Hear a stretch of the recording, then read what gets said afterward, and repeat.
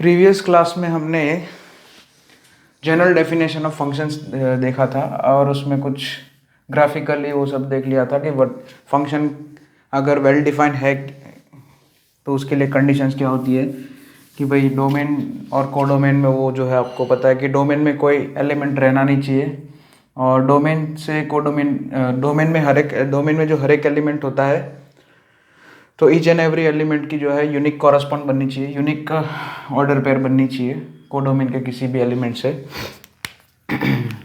और यूनिक बननी चाहिए ना, वो तो आपको समझा दिया। फिर ग्राफिकली भी समझा दिया वर्टिकल लाइन टेस्ट कि भाई कोई भी वर्टिकल लाइन जो है आपके कर्व के ग्राफ को अगर एक से ज़्यादा बार कट कर रही है ना, मोर देन वन टाइम अगर कट कर रही है जो लाइन है वो कर्व को, तो वो उसको जो कर्व है उसको है ना ग्राफ तो बोल सकते लेकिन ग्राफ ऑफ अ फंक्शन नहीं बोल सकते, फंक्शन का ग्राफ नहीं बोल सकते है ना, उसको फंक्शन ही नहीं बोलेंगे, खाली कर्व बोल सकते हम है ना, ग्राफ ऑफ द कर्व बोल सकते हैं। अब यहाँ पे हम जो है क्लासिफिकेशन ऑफ फंक्शंस यानी कि वेरियस टाइप्स ऑफ फंक्शंस, इसमें सबसे पहले ऑन्टो इंटो फंक्शन, ऑन्टो और into function, odd even functions, one one function, many one functions, periodic functions वगैरह, इन्वर्स फंक्शंस, कंपोजिट फंक्शंस, ये सब अब बस चैप्टर में यही क्लासिफिकेशन से बचा है। और लास्ट में जो है हमारा कुछ इक्वेशन सॉल्व करने रहेंगे है ना, मिसलेनियस इक्वेशन सॉल्व करेंगे, मिसलेनियस इक्वेशन है ना, सॉल्व द इक्वेशंस का टॉपिक एक आएगा जिसमें हम फंक्शन के कुछ कॉन्सेप्ट यूज़ करेंगे, तो वो एकदम लास्ट में बाद में सीखेंगे। सबसे पहले तो ये जो मैंने बोला वो यहाँ पे उसमें सबसे पहले ऑन्टो एंड इंटो ये दोनों अलग अलग है, ऑन्टो एंड इंटो फंक्शंस। तो सबसे पहले डेफिनेशन ले लेते हैं दोनों की। ओके, डेफिनेशन लिखा देता हूँ। A function f of x, a function ये ऐसे फंक्शन लिखा है ना, function f of x where f is from A to B, A to B का मतलब क्या होता है, ए डोमेन है बी कोडोमेन है, is called into function, is called into function if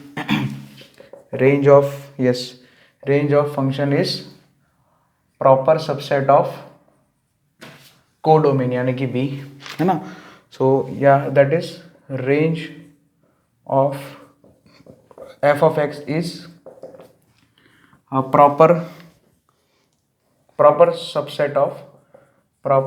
subset of codomain ठीक है। रेंज अगर कोडोमेन का प्रॉपर सबसेट अगर बन रहा है तो हम क्या बोलेंगे, जो फंक्शन है वो इंटो फंक्शन है ठीक है। Codomain containing at least one element which is not present in range है ना, कोडोमेन में एटलीस्ट एक एलिमेंट होना चाहिए जो रेंज में नहीं होना चाहिए, यानी कि रेंज जो है कोडोमेन से छोटा है। जैसे कि फॉर एग्जाम्पल यहाँ पे एक एग्जाम्पल देख लेते हैं, ऐसे ही वेन डायग्राम से बता देता हूँ कि एक फंक्शन डिफाइन किया मैंने A to B alpha beta gamma और यहाँ पे ए बी सी। सो अल्फ़ा, अच्छा ये फंक्शन एफ है, फ्रॉम ए टू बी है, डिफाइन हो रहा है from A to B, A domain B जो है कोडोमेन, बीटा के साथ बी और गामा का भी बी से ही पेयर बन रहा है, सी अकेला रह जा रहा है, कोई बात नहीं, कोडोमेन में कोई एलिमेंट खाली रह जाए चलेगा। तो यहाँ पे रेंज में कितना कवर होगा, खाली ए बी कवर होगा, और कोडोमेन में कितना कवर होगा है ना, रेंज ऑफ फंक्शन क्या हो जाएगा, कर्ली ब्रैकेट के अंदर ए बी दो एलिमेंट्स आएंगे, और कोडोमेन क्या है वो तो पूरा आएगा ए बी सी ठीक है। तो range is a proper subset of codomain. So यहाँ पे जो फंक्शन ये जो डिफाइन करके ये फंक्शन है ओके, सबसे पहले तो ये चेक करेंगे फंक्शन है कि नहीं। सो ये जो फंक्शन है वो वेल डिफाइंड फंक्शन है, लेकिन कैसा फंक्शन है, इंटो फंक्शन है, कैसा फंक्शन है, इंटो फंक्शन है ठीक है। नेक्स्ट अब ऑन्टो की बात कर लेते हैं। सो ऑन्टो में क्या है, रेंज जो है कोडोमेन के बराबर हो जाएगा।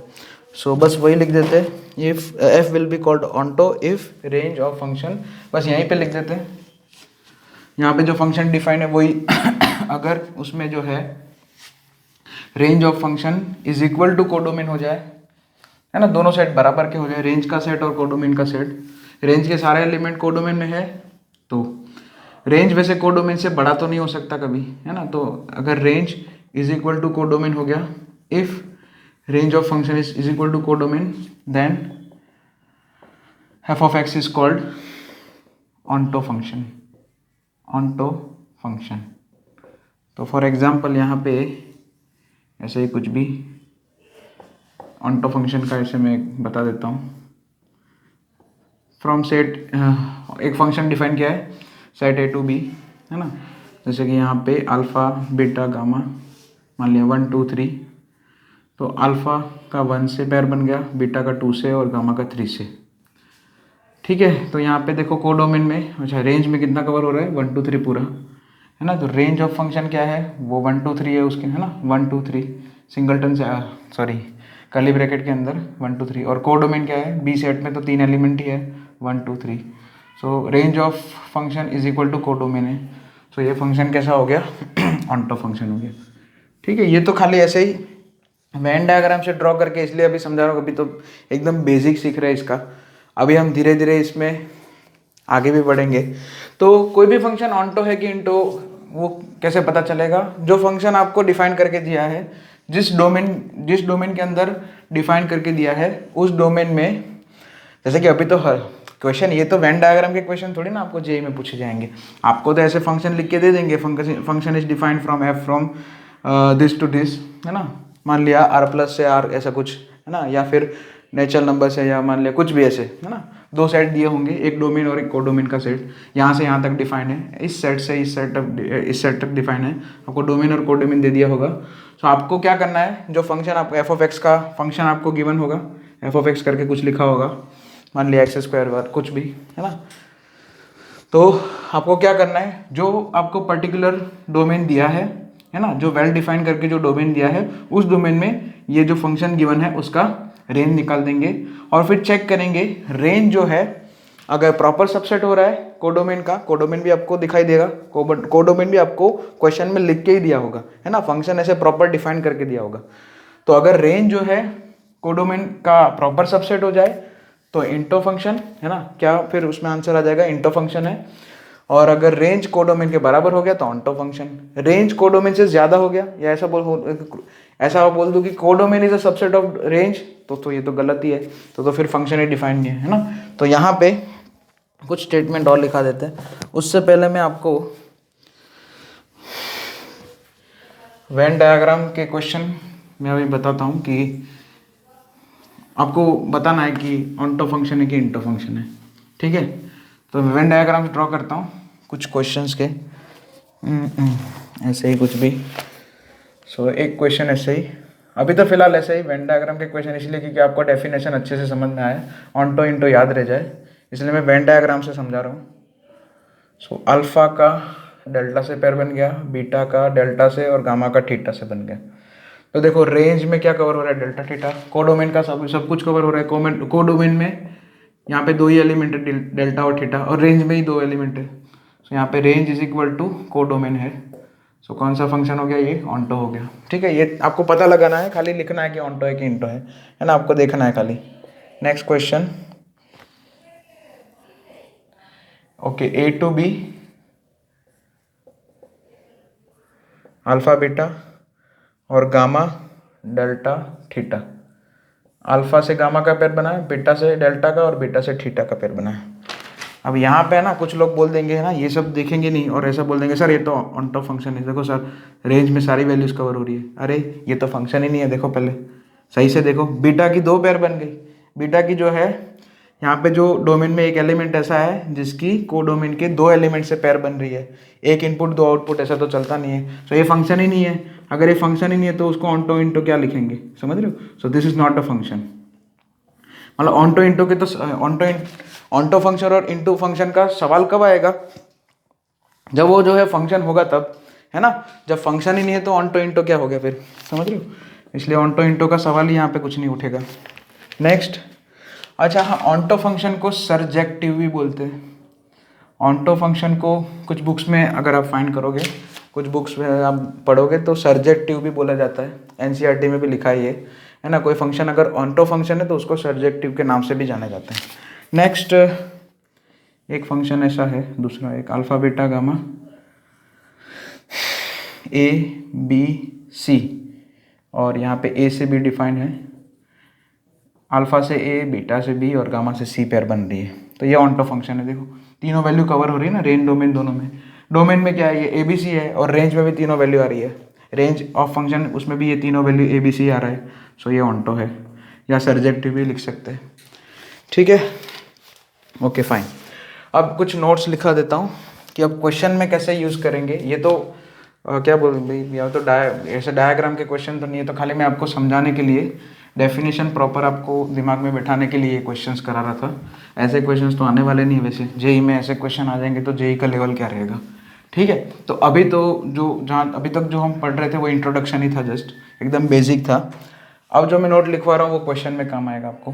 नोट क्या लिखना है, कुछ नहीं, ऐसे ही कि आप, मैंने जो बोला अभी बोल दिया मैंने वो चीज़, कि आपको जो है ऑन्टो कोई भी फंक्शन आपको डिफाइन करके दे दिया होगा, from this to this, codomain domain दिया होगा, डोमेन से कोडोमेन मतलब, और एफ ऑफ एक्स करके वो फंक्शन का वो जो इक्वेशन है वो भी दिया होगा, एक्सप्रेशन भी दिया होगा मतलब।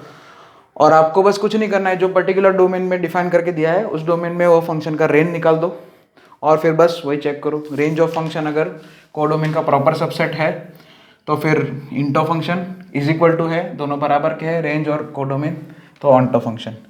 सो यहाँ पे टू फाइंड, जैसे लैंग्वेज में लिखा देता हूँ, या मैं जो अभी बोला, मैंने जो अभी बोला वो लैंग्वेज में लिख लेते हैं। To find whether F of x is into और ऑन्टो, इंटो और onto, first find range in the given domain, ठीक है। then compare it with codomain,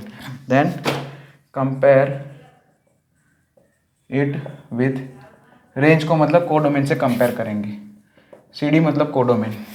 if first part range of function, अच्छा हाँ, सबसे पहले range of function is equal to codomain, then F of x is कैसा function रहेगा, onto function. जो ये पूरा है ना प्रॉपर तरीके से मैंने लिखवा दिया। If range of function is subset of codomain, range of function is subset of codomain, F of x is into, proper subset अगर हो गया। और अगर codomain is subset of range of function, range जो है बड़ा हो गया कोडोमेन से, तो नॉट अ फंक्शन, फंक्शन ही नहीं बनेगा, है ना, नॉट अ फंक्शन। चलो, तो ये एक नोट लिख लेना अच्छे से। और अब जो है हम कुछ क्वेश्चंस करते हैं इसके ऊपर, ठीक है। तो क्वेश्चंस उसमें फर्स्ट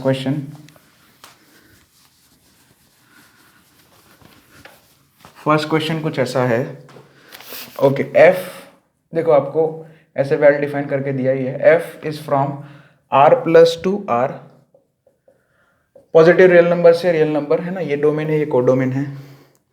एफ ऑफ एक्स लिखा है आपको, एफ ऑफ एक्स क्या दिया है, इक्वेशन एक्स माइनस 1/x, ये एक्सप्रेशन दिया है।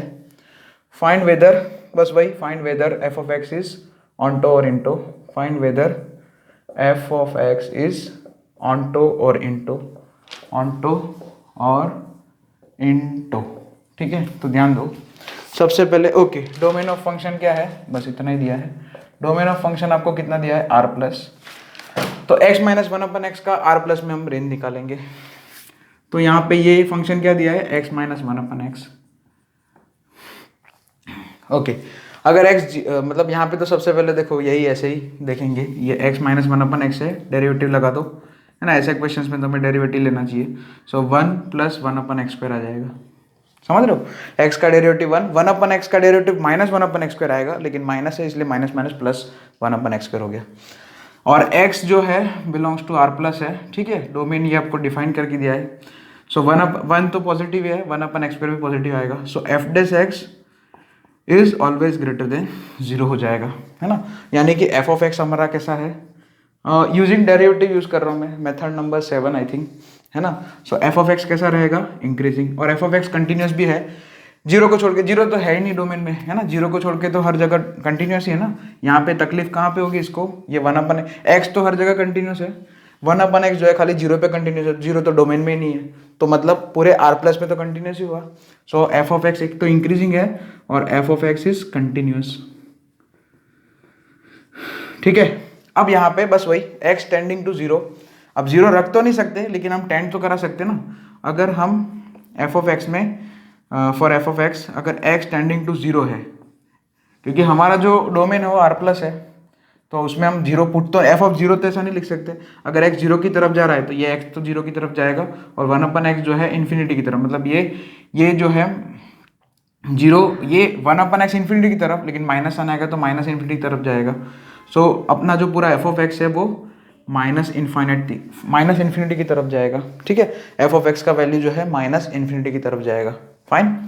और अगर x इन्फिनिटी की तरफ जा रहा है, क्योंकि हमें r प्लस देखना है, डोमेन जो है x कहाँ से का ना, x जो अलाउड रीजन है, यानी कि डोमेन कितना है, r प्लस है, यानी कि मैंने यहाँ पे प्लस इन्फिनिटी, अगर x प्लस इन्फिनिटी को जा रहा है तो x माइनस एक्स जो है x माइनस 1/x में, यहाँ पे साइड में लिखते हैं, x माइनस 1/x में ये x इन्फिनिटी की तरफ जाएगा, और x अगर इन्फिनिटी को जा रहा है तो 1/x 0 को जाएगा। सो ये पहला टर्म इन्फिनिटी को जा रहा है, दूसरा टर्म 0 को जा रहा है, तो इन्फिनिटी की तरफ जाना और माइनस 0 की तरफ जाना, इन्फिनिटी माइनस 0 इन्फिनिटी की तरफ जाएगा। f ऑफ x किसकी तरफ जाएगा, प्लस इन्फिनिटी की तरफ जाएगा। सो और f ऑफ x कंटिन्यूस है ना, तो रेंज कितना आ जाएगा, माइनस इन्फाइनाइट से प्लस इन्फाइनाइट, है ना। f ऑफ x का रेंज कितना आ जाएगा, माइनस इन्फिनिटी से प्लस इन्फिनिटी, बोले तो r, है ना, पूरा रियल नंबर कवर कर सकता है ना। ये जो लिखा है ना x माइनस 1/x, वो इस डोमेन में मतलब पॉजिटिव रियल नंबर में पूरा रियल नंबर कवर करेगा रेंज में। तो रेंज कितना आया, r, और कोडोमेन भी r ही दिया है। So range is equal to codomain हो गया। सो फंक्शन कैसा हो गया, ऑनटो फंक्शन। ठीक है, सो ये question number 1। Next question number 2। Okay, इसी के साथ एक और क्वेश्चन देख लेते हैं। हाँ, r प्लस से r प्लस डिफाइन किया है, f ऑफ x करके लिखा है उसने x², यही तय करना है ना आपको। Find whether the function f of x is onto और इनटो। तो सॉल्यूशन स्टार्ट करते हैं। इसमें ये काफ़ी आसान है। r प्लस कोडोमेन, डोमेन भी r प्लस है और कोडोमेन भी, दोनों r प्लस है, डोमेन कोडोमेन दोनों r प्लस दिए है। अच्छा, तो यहाँ पे वैसे तो ये सब भूल जाओ, तो f of x is equal to x² है, बराबर है। उसका ग्राफ कुछ ऐसे आता है, अगर आपको पता हो तो, है ना, क्वाड्रेटिक का ग्राफ आपको पता है, y is equal to x² का ग्राफ तो आपको है ना, ये स्टैंडर्ड ग्राफ है। हाँ ठीक है, f of x is equal to x², या खाली x² लिख दो, लेकिन हमें तो r प्लस में देखना है, तो ये 0 को भी हटा दिया, हमें तो खाली डोमेन क्या है, r प्लस में देखना है ना। तो वो मैंने मिटा ही दिया सीधा ना, r प्लस है ना, यहाँ पे डिफाइन है, वेल डिफाइन है, तो ग्राफ कितना देखना है ना, पॉजिटिव एक्स एक्सिस वाला, यानी कि r प्लस वाला ही ग्राफ देखना है। यहाँ पे 0 पे भी हॉलो सर्कल आएगा, तो ठीक है, ये हो गया। तो ये डोमेन है, तो देखो ग्राफ देख के मैं यहाँ पे कुछ प्रोसेस करने की जरूरत ही नहीं है। ग्राफ देख के मैं बोल सकता हूँ कि इस डोमेन में, इस पर्टिकुलर डोमेन में जो ग्राफ बन रहा है उसके कॉरस्पॉन्डिंग रेंज जो है क्या आ रहा है, 0 से इन्फिनिटी, है ना। रेंज ऑफ फंक्शन क्या बन रहा है, 0 से इन्फिनिटी, यानी कि रेंज ऑफ फंक्शन क्या हो जाएगा, r प्लस 0 टू इन्फिनिटी को मतलब r प्लस ही बोलते हैं ना। तो हो गया, देखो रेंज ऑफ फंक्शन और कोडोमेन दोनों सेम हो गए, ऑनटो फंक्शन, कोडोमेन भी r प्लस दिया है। ठीक है, यहाँ पे कोई प्रोसेस करने की जरूरत नहीं रेंज निकालने के लिए, डायग्राम से ही, मतलब ग्राफ से ही ऐसे ही बोल सकते हैं, इजी फंक्शन है ना। नेक्स्ट एक और क्वेश्चन, मान लिया आपको r से r प्लस दिया है, ओके, और यहाँ पे f ऑफ x बराबर x³ कर दिया है। तो अब निकालते हैं कि ये ऑनटो है कि इनटो है। ठीक है, तो अब यहाँ पे ध्यान दो, तो यहाँ पे डोमेन कितना है, डोमेन आपका डोमेन जो है आपको r दे दिया है। ये x³ क्यूबिक फंक्शन का ग्राफ है ना, y is equal to x³ का ग्राफ आपको सिखाया था स्टैंडर्ड एलिमेंट्री। तो कुछ ऐसे थर्ड क्वाड्रेंट से आता है और फर्स्ट क्वाड्रेंट में ऐसे जाता है, 0 इंक्लूडेड। अच्छा, पूरा r लेना है, डोमेन पूरा r लेना है भाई, पूरा x एक्सिस लेना है, तो कोडोमेन तो रेंज जो है y एक्सिस, देखो ग्राफ आपका ये जो पूरा ऐसे यहाँ से यहाँ तक माइनस इन्फिनिटी से आ रहा है, प्लस इन्फिनिटी तक जा रहा है, तो बोलो y एक्सिस पे तो पूरा रेंज क्या कवर करेगा, रियल नंबर कवर करेगा, यानी कि रेंज ऑफ फंक्शन इस पर्टिकुलर डोमेन में इस फंक्शन का जो है कितना है, r है। So range of function r है और कोडोमेन आपको r प्लस दिया है, इसका मतलब तो ये हुआ, देखो रेंज बड़ा हो गया इधर, r प्लस में आर जो है आर प्लस का सबसेट नहीं होता है, R plus is a subset of R, ये तो पता है ना आपको, R plus is a subset of R. तो यहाँ पे तो उल्टा हो गया है ना, यहाँ पे क्या हो गया, codomain is a subset of R, तो ये तो subset of range of function, so this is not possible, so ये फंक्शन ही नहीं है। तो अगर फंक्शन ही नहीं तो ऑन्टो इंटो की बात ही नहीं करेंगे, ठीक है। तो कभी कभी क्वेश्चन में आपको कंफ्यूज करने के लिए जेई में ऐसा भी पूछा जाता है कभी कभी ना, ऑन्टो इंटो आपको है ना दिमाग में होगा, लेकिन ये चीज़ दिमाग में नहीं होगी तो आपका क्वेश्चन गलत हो जाएगा, है ना। ठीक है, तो आपका जो है 4 नंबर ऐसे ही जाएगा, 4 नहीं 5 जाएगा। ठीक है, तो यही छोटी मोटी है ना, छोटे छोटे क्वेश्चन से ही देखो, छोटे मोटे कॉन्सेप्ट से ही आपको क्लियर करना होता है जेई, है ना, वरना तो फिर आप ऐसे ही खाली रट्टाबाजी करोगे तो कुछ नहीं आएगा। अगर रटने बैठोगे तो कुछ नहीं आएगा। ये छोटी छोटी बातें ध्यान यहाँ पे जेई के पेपर में रखनी ही पड़ती है। सही है, चलो एक और क्वेश्चन प्रैक्टिस कर ही लेते पूरा ऑन्टो का, ऑन्टो इंटो पे।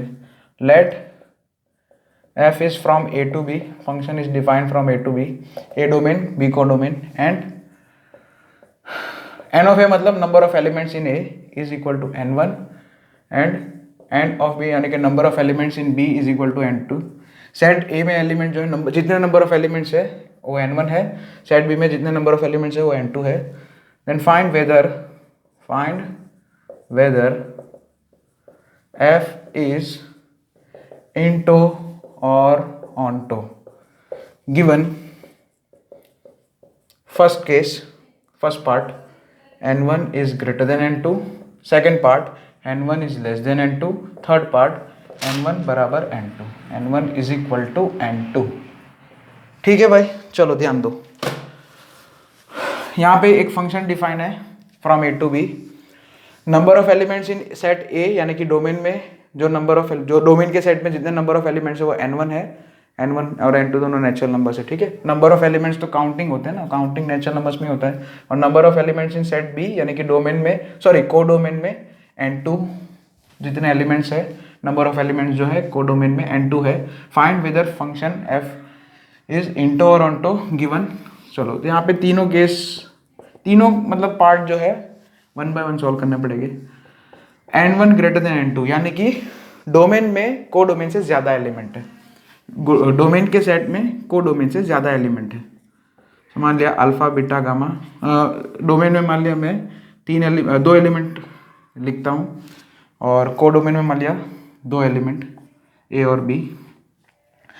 तो यहाँ पे एक तो फंक्शन ऐसे बन सकता है, फंक्शन अगर बन रहा है तो बीटा का बी से पेयर बना दिया और गामा का भी बी से पेयर बना दिया।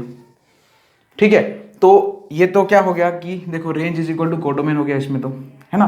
अगर n1 ग्रेटर देन n2 है यानी कि डोमेन में कोडोमेन से ज़्यादा, डोमेन में कोडोमेन से ज़्यादा एलिमेंट्स है, तो फंक्शन आपका ऑन्टो बन सकता है। Yes, function can be onto. और इसी में एक और केस ऐसे भी ड्रॉ कर सकता हूँ मैं, देखो यही सेम अल्फा बीटा गामा, देखो ए बी, मान लिया अल्फा बीटा गामा तीनों का ए से पेयर बन जाए, ये भी तो चलेगा ना, यहाँ पे तो ये तो चलेगा। एक इनपुट 2 आउटपुट नहीं होता है, लेकिन बहुत सारे आउटपुट एक इनपुट ऐसा हो सकता है ना, मल्टीपल आउटपुट्स का, मल्टीपल इनपुट्स का एक आउटपुट तो हो सकता है ना। ठीक है, ओके, एक इनपुट के मल्टीपल आउटपुट नहीं हो सकते, लेकिन एक मल्टीपल आउटपुट्स के एक इनपुट तो हो सकते हैं। तो यहाँ पे क्या हो गया, रेंज में खाली ए कवर होगा, तो range of function is subset of codomain हो जाएगा इधर ये वाले केस में, है ना। ये भी तो फंक्शन है, फंक्शन डिफाइन होना चाहिए, तो ये फंक्शन जो इधर डिफाइन हुआ वो इनटू है, तो n1 ग्रेटर देन n2 है, तो आपका फंक्शन ऑन्टो इंटो दोनों बन सकता है। ठीक है, तो आपको वेदर इंटो और ऑन्टो मतलब आपको यहाँ पे n1 ग्रेटर देन n2 दिया है, तो फंक्शन कैन बी एनी, वो तो डिपेंड करता है फंक्शन कैसा दिया है आपको। तो अगर इन जनरल बोलना है तो ऑन्टो इंटो दोनों बन सकता है। ऐसा हम फिक्स नहीं बोल सकते कि ऑन्टो ही बनेगा इंटो ही बनेगा, ऐसा कुछ फिक्स नहीं बोल सकते। ओके, चलिए next, second, n1 is less than n2, मान लिया n1 जो है n2 से बड़ा, हाँ मतलब नंबर ऑफ एलिमेंट जो डोमेन में है मान लिया 2 ही है, को डोमेन में मान लिया 3 हो गया अभी, तो यहाँ पे अल्फा का ए से हो गया, बीटा का बी से ही होगा। अब बीटा का 2 यहाँ पे बीटा का बी से हो गया, बराबर है, कॉरस्पॉन्ड, या बीटा का बी मतलब अल्फा का ए से हो गया मान लिया, तो बीटा का बी से हुआ, तो बीटा का बी से होगा या तो बीटा का सी से ही होगा, है ना। यहाँ पे डोमेन में दो ही एलिमेंट है ना, डोमेन में दो ही एलिमेंट है, तो ऐसा तो नहीं होगा ना कि डोमेन के यहाँ पे अल्फा से दो मल्टीपल आउटपुट हो जाएंगे, ऐसा तो नहीं चलेगा, मल्टीपल आउटपुट तो फिर फंक्शन ही नहीं हुआ। तो यहाँ पे अगर को डोमेन में ज्यादा एलिमेंट है तो हमेशा एटलीस्ट एक एलिमेंट तो रेंज में नहीं आएगा, जो को डोमेन में होगा एटलीस्ट एक एलिमेंट तो जो है रेंज में नहीं आएगा, कोई तो छूटेगा यहाँ पे, है ना, कोई ना कोई तो छूट जाएगा। सो यहाँ पे हमेशा, यहाँ पे ऑलवेज ऐसा होगा, अगर को डोमेन में ज्यादा एलिमेंट्स है डोमेन से, so always range of the function is subset of को डोमेन होगा। तो यहाँ पे हमेशा कैसा फंक्शन बनेगा, अगर n1 लेस देन n2 है, को डोमेन में ज्यादा एलिमेंट है, तो आपका हमेशा फंक्शन इंटो ही बनेगा, ऑनटो नहीं बनेगा, ठीक है। हमेशा कैसा फंक्शन बनेगा, इंटो, ऑनटो नहीं बन सकता इसमें। सेकेंड केस में हम कंफर्म बोल देंगे, कोई भी यहाँ पे कोई भी फंक्शन वेल डिफाइंड फंक्शन हो, डिफाइन होना चाहिए, डिफाइंड फंक्शन, ऐसा नहीं कि कुछ भी ड्रॉ कर दिया फिर मैंने यहाँ पे बीटा से सी फिर बोल दिया सर चलो तीनों के तीनों वैल्यू रेंज में भी है और को डोमेन में भी है, ऐसा नहीं, तो वो है ना, यहाँ पे इंटो कंपलसरी। और नेक्स्ट थर्ड केस इसी में बना देते हैं। थर्ड केस क्या है, n1 बराबर n2 हो गया, मान लिया यह गामा, ठीक है। सो यहाँ पे अल्फा बीटा गामा है तो गामा का मान लिया सी से पैर बना दिया, तो यहाँ पे इस वाले केस में तो रेंज बराबर कोडोमेन हो गया, तो यहाँ पे ऑन्टो बन सकता है, ये ऑन्टो बनेगा। और एक केस ऐसे भी ले सकता हूँ कि गामा का मैं बी से पैर बना दूँ, है ना, ऐसे भी तो ड्रॉ कर सकता हूँ मैं। मेरे पास यहाँ पे अल्फा बीटा गामा है डोमेन में और को डोमेन में ए बी सी है, मान लिया अल्फा का ए से पैर बनाया, बीटा का बी से पैर बनाया, गामा का भी बी से पैर बना नहीं सकता हूँ, ऐसा कोई रेस्ट्रिक्शन तो नहीं है। दो इनपुट का एक आउटपुट हो सकता है ना, मल्टीपल इनपुट का एक आउटपुट हो सकता है, ठीक है। फंक्शन डिफाइन करना है ना अपने को, तो सो यहाँ पे सी अकेला रह गया, ठीक है। तो यहाँ पे range of function is code subset of codomain हुआ। सो फंक्शन तो डिफाइन है, लेकिन कैसा बनेगा, यहाँ पे इंटो भी बन सकता है ना, n1 बराबर n2 में फिर से वही फर्स्ट जैसा आंसर आ जाएगा, मे बी ऑन्टो और मे बी इंटो, है ना, onto into both are possible, ऐसा लिख देना यहाँ पे, बोथ पॉसिबल। फर्स्ट और थर्ड में क्या आएगा, बोथ पॉसिबल, और सेकंड में क्या आएगा, हमेशा इंटो ही बनेगा, है ना। इसमें हमेशा क्या आएगा, इंटो आएगा आंसर, और इसमें बोथ पॉसिबल। फर्स्ट और थर्ड में क्या आएगा, both functions can be possible, okay. So लिख लेना।